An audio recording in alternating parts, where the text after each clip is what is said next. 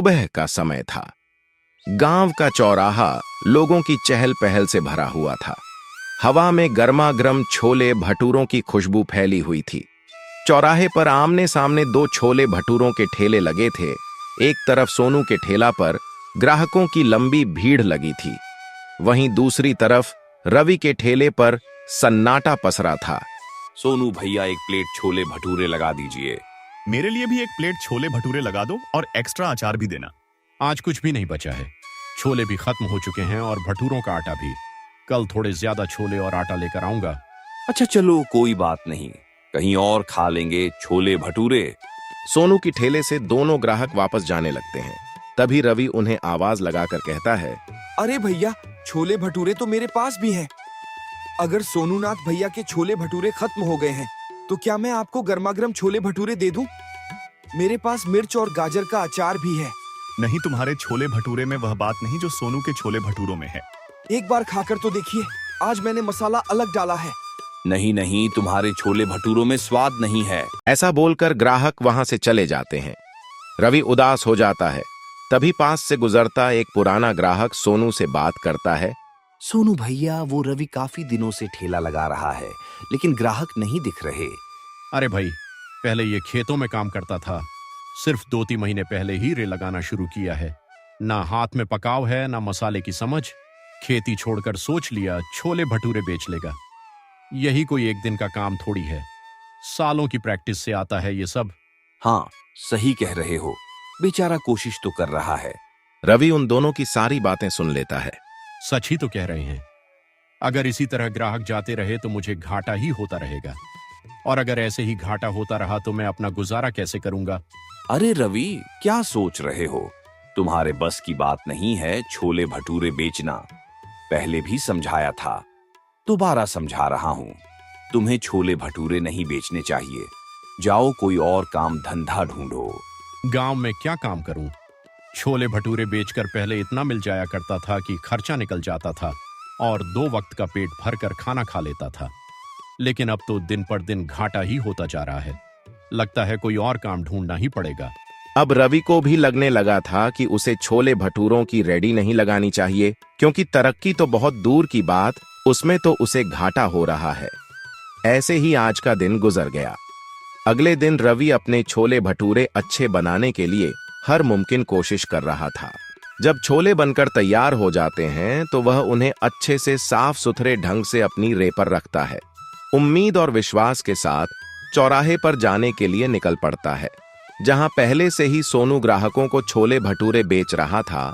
अरे भैया, कल कह रहे थे कि यह काम छोड़ दोगे, फिर आज ठेला लेकर यहाँ आ गए। आज भी तुमसे कोई छोले भटूरे नहीं खरीदने वाला। आज मैंने अपने छोले अलग तरीके से बनाए हैं। इनमें तीखे और खट्टे का अच्छा मिश्रण है। हो सकता है आज ऊपर वाले की कृपा से बात बन ही जाए। लगे रहो और अपना समय बर्बाद करते रहो। इस कोशिश से कुछ नहीं होने वाला।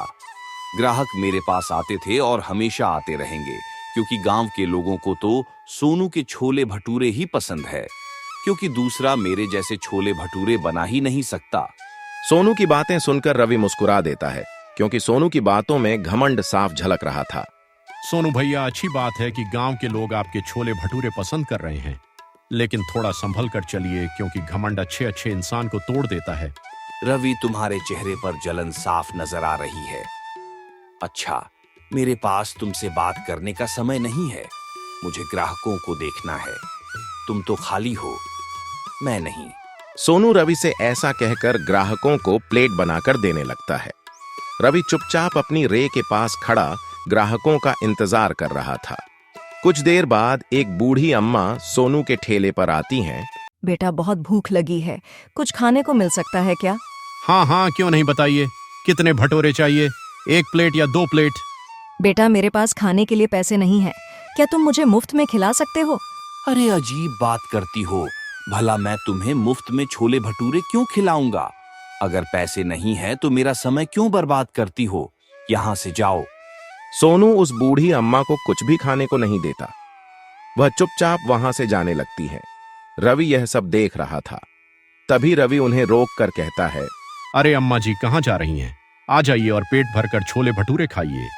मगर बेटा मेरे पास तुम्हें देने के लिए कुछ भी नहीं है, हाथ बिल्कुल खाली है। पैसों की चिंता क्यों करती है, आ जाइए। रवि बहुत प्यार और सम्मान के साथ उस बूढ़ी अम्मा को अपने ठेला के पास बुलाता है और उनके लिए नरमनम गर्मागरम भटूरे तलता है और फिर अच्छे से छोले भटूरों की एक प्लेट सजाता है और बूढ़ी अम्मा को देता है। यह देखकर उनकी आंखों में खुशी की चमक उठती है और वो पेट भरकर छोले भटूरे खाती हैं और रवि को ढेर सारी दुआएं। खुश रहो बेटा, तुमने एक भूखे को संगीत खाना खिलाया है, ऊपर वाला तुम्हें बहुत तरक्की दे। क्या पता ऊपर वाला आपकी प्रार्थना स्वीकार करके मेरा धंधा चला ही दे। रवि हल्की मुस्कान के साथ ग्राहकों का इंतजार करता है, लेकिन हमेशा की तरह उस दिन भी कोई कमाई नहीं होती। शाम हो जाती है और फिर रवि घर जाने लगता है कि तभी उसकी नजर उस बूढ़ी अम्मा पर पड़ती है जिन्हें उसने खाना खिलाया था। वो अकेली एक पेड़ के नीचे बैठी थी। उन्हें देखकर रवि रुक जाता है। अरे अम्मा जी, आप यहाँ क्यों बैठे हैं, घर नहीं जाना क्या? न घर है न अपना कहने वाला कोई, बस ऐसे ही वक्त गुजार रही हूँ, कभी यहाँ कभी वहाँ। कभी कुछ खाने को मिल जाता है, कभी भूखी रह जाती हूँ।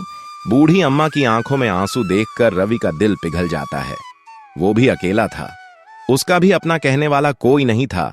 अम्मा जी, आज से मैं आपका बेटा हूँ, आज से मैं आपकी सेवा करूंगा। आप मेरे साथ मेरे घर में ही रहेंगी। मेरा भी इस दुनिया में अपना कहने वाला कोई नहीं है। आज से मैं आपका बेटा और आप मेरी माँ। आज के बाद कभी खुद को अकेला मत समझना। बूढ़ी अम्मा ने हैरानी से रवि की ओर देखा। उनकी आंखें नम हो गईं। भगवान तुम्हारा भला करे बेटा, तुम्हारे जैसे लोग ही इस दुनिया में इंसानियत को जिंदा रखे हुए हैं।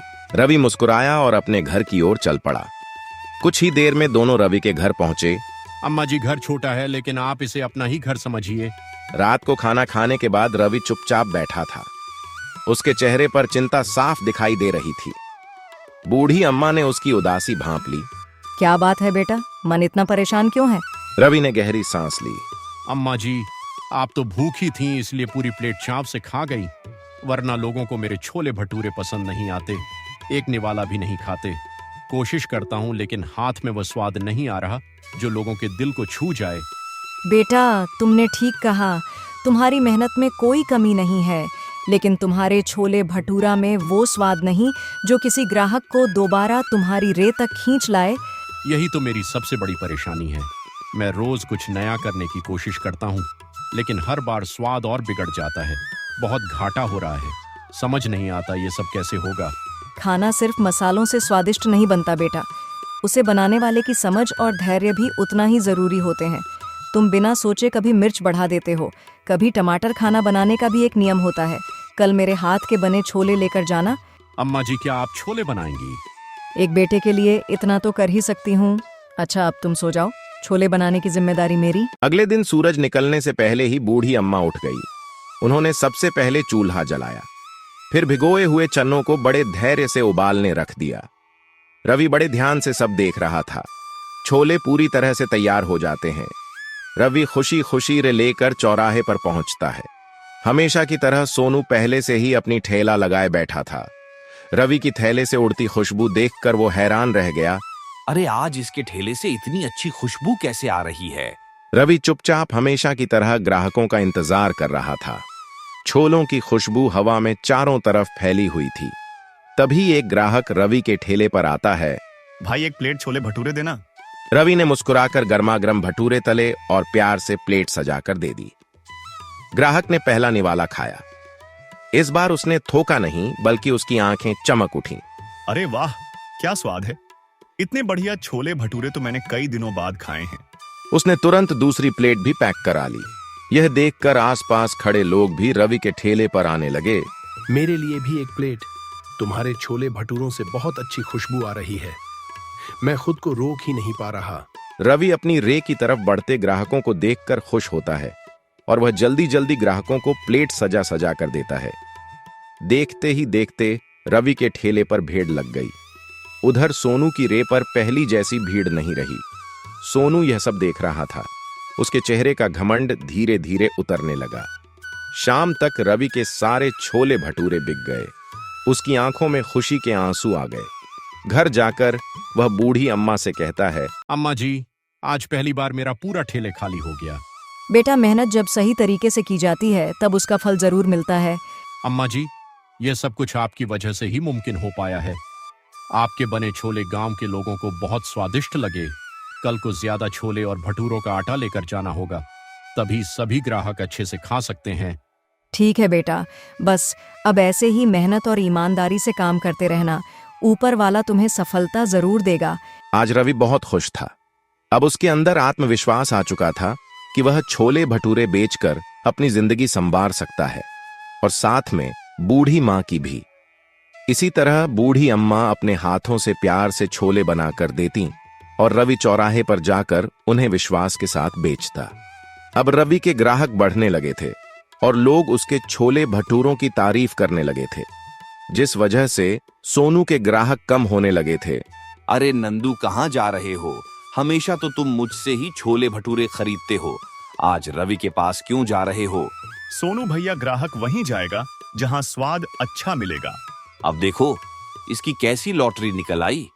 दूर दूर से लोग इसके हाथ के छोले भटूरे खाने आते हैं। पता नहीं इसने कहां से सीखा है। इतनी अच्छी खुशबू आती है कि लोग खींचे चले आते हैं।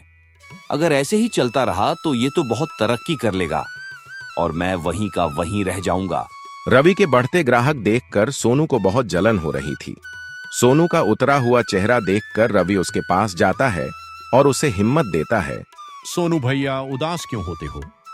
अगर आज ग्राहक कम है तो क्या हुआ, कल बढ़ेंगे। गांव के लोगों को आपके छोले भटूरे बहुत पसंद है, वह जरूर आएंगे। उदास मत होइए, हिम्मत रखिए। मुझे ज्ञान देने की जरूरत नहीं है। पता नहीं कैसे तुम्हारे छोले अचानक इतने अच्छे बन रहे हैं। जिस दिन यह तुक्का बंद हो जाएगा उस दिन ग्राहक भी बंद हो जाएंगे, इसलिए ज्यादा उड़ने की जरूरत नहीं है। सोनू भैया, मैं कोई तुक्का नहीं मार रहा। मेरे छोले तो मेरी माँ बनाती है, जिनके हाथों में सालों का हुनर है और गहरी समझ है, इसलिए गांव के लोगों को स्वाद पसंद आ रहा है और दिल को छू रहा है। तुम्हारी माँ? हाँ, वही माँ जिनकी एक समय तुमने मदद नहीं की थी और भूखे पेट उन्हें अपने ठेले से भगा दिया था। देखो सोनू भैया, मैंने निस्वार्थ मन से उनकी मदद की और ऊपर वाले ने उनके जरिए मुझे इतनी तरक्की दी। इसीलिए कहते हैं निस्वार्थ मन से लोगों की मदद करनी चाहिए, क्योंकि ऊपर वाला सब देख रहा है। गांव में रवि के छोले भटूरे कुछ ज्यादा ही फेमस हो गए हैं। सभी की जुबान पे बस रवि ही। रवि एक समय था जब लोग मेरे छोले भटूरे खाते थे, और आज देखो इसने मेरी रातों की नींद उड़ा दी है। कुछ तो करना ही होगा। सोनू बस यही सोच रहा था कि रवि का काम कैसे बंद किया जाए। ऐसे ही समय बीत रहा था। एक दिन की बात है। हमेशा की तरह रवि और सोनू सुबह सवेरे चौराहे पर अपनी अपनी छोले भटूरों की रेडी लगाकर ग्राहक आने का इंतजार कर रहे थे। तभी रवि की नजर रेप पर रखे सामान पर जाती है। अरे ये क्या, जल्दी जल्दी में अचार तो घर पर ही भूल आया, और अगर अचार नहीं होगा तो छोले भटूरों का स्वाद कैसे बढ़ेगा। अभी ग्राहक भी नहीं है, जल्दी से जाकर अचार ले आता हूँ। सोनू भैया सुनिए ना। हाँ बोलो रवि। भाई, मैं अचार घर बोल आया हूँ, क्या तुम थोड़ी देर मेरी रेडी का ध्यान रख सकते हो? अरे जिस मौके की तलाश में मैं था वह मौका तो खुद रवि मुझे सामने से दे रहा है। यह मौका मैं अपने हाथ से जाने नहीं दूंगा। हाँ हाँ, क्यों नहीं, तुम जाओ और अचार लेकर आ जाओ। मैं तुम्हारी रेडी अच्छे से ध्यान रखूंगा। मेरे पास भी अभी ग्राहक नहीं है, आराम से ध्यान रख सकता हूँ। रवि नहीं जानता था कि सोनू के मन में आखिर चल क्या रहा है। वो अपनी रेडी उसके भरोसे छोड़कर घर से अचार लेने के लिए निकल जाता है। तभी सोनू इस मौके का भरपूर फायदा उठाता है। दाएं बाएं नजर दौड़ाने के बाद जब उसे चौराहे पर कोई नजर नहीं आता तो वह अपने हाथ में नमक की डिब्बी दबाकर रवि की रेडी के पास जाकर खड़ा हो जाता है और छोलों की तरफ देखकर मन ही मन सोचता है, रवि, आज जब गांव के लोग तेरे छोले भटूरे खाएंगे तो उनकी जुबान का स्वाद बिगड़ जाएगा और तेरे ग्राहक मेरे पास आ जाएंगे। गांव के लोग तुझ पर दोबारा भरोसा नहीं करेंगे और तेरा काम ठप हो जाएगा। ये पूरी नमक की डिब्बी इन छोलों में डाल देता हूँ, फिर देखता हूँ कि लोग तेरे छोले भटूरे कैसे पसंद करते हैं। सोनू नमक की डिब्बी रवि के छोलों में डालने ही वाला होता है कि तभी गांव का मुखिया वहां आ जाता है और सोनू रंगे हाथों पकड़ लेता है। अरे सोनू, ये तुम क्या करने जा रहे हो? तुम्हारे हाथ में क्या है? आखिर तुम रवि के छोलों में क्या डाल रहे हो? अरे मुखिया जी, वह रवि घर से अचार लेने गया है, तो मैं उसकी रेडी का ध्यान रख रहा हूँ। यहाँ मक्खी आई थी तो बस उसे उड़ा रहा था, और तो कुछ नहीं। बताइए, आपको छोले भटूरे खाने हैं, मेरी रेडी से खा लीजिए। तुम्हारी जुबान लड़खड़ा रही है। तुम सच नहीं बोल रहे। मैंने तुम्हारे हाथ में कुछ सफेद देखा था। तुम रवि के छोलों में कुछ डाल रहे थे। मुखिया जी देखिए, मेरे हाथ में कुछ भी नहीं है, आपने बस ऐसे ही कुछ देखा होगा। मैं तो बस मक्खी उड़ा रहा था। सोनू, मुझसे झूठ बोलने की जरूरत नहीं है। मैंने अपनी आंखों से देखा है। तुम रवि के छोले में कुछ मिला रहे थे। चुपचाप शराफत से सब बताओ, आखिर क्या मिला रहे थे? मुखिया जी के बार बार पूछने पर सोनू को समझ आ गया कि अब झूठ बोलने से कोई फायदा नहीं। वह पकड़ा जा चुका है। उसने धीरे से अपनी जेब से नमक की भारी डिब्बी निकाली और मुखिया जी के सामने रख दी। मुखिया जी, मैं रवि के छोलों में यह नमक डाल रहा था ताकि उसके छोलों का स्वाद बिगड़ जाए और उसके ग्राहक कम हो जाएं। सोनू, मुझे तुमसे यह उम्मीद नहीं थी। तुम्हारा साथी थोड़ी तरक्की क्या करने लगा? तुम तो उसका धंधा ठप करने के पीछे ही पड़ गए। एक वक्त था जब रवि के पास भी ग्राहक नहीं आते थे और तुम्हारे पास ज्यादा आते थे, लेकिन उसने कभी तुम्हारा बुरा नहीं सोचा। हमेशा तुम्हें भाई की तरह मानता है और तुम उसके पीठ पीछे उसके साथ यही कर रहे हो। तभी रवि भी घर से अचार लेकर वापस आ जाता है। मुखिया जी को इस तरह गुस्से में देखकर रवि घबरा जाता है। मुखिया जी, सब ठीक तो है ना? क्या हुआ? रवि, तुम अपना ठेला सोनू के भरोसे छोड़ गए और यह तुम्हारे पीठ पीछे तुम्हारे छोले खराब करने की कोशिश कर रहा था। अगर मैं इसे हाथों ना पकड़ता तो यह नमक डाल चुका होता। अब तुम ही बताओ, इसके साथ क्या किया जाए? यह फैसला मैं तुम्हारे ऊपर छोड़ता हूं। सोनू भैया, मैंने हमेशा तुम्हें अपना बड़ा भाई माना है। आपका काम अच्छा चले इसके लिए मैंने ऊपर वाले से दुआ करता हूं, लेकिन मुझे नहीं पता था कि जिसके लिए मैं दुआ कर रहा हूं वह मेरे साथ ऐसे करने वाला है। आपसे मुझे यह उम्मीद नहीं थी। आपने एक छोटे भाई का दिल दुखाया है। रवि की बातें सुनकर सोनू के दिल में पछतावे की लहर उठती है।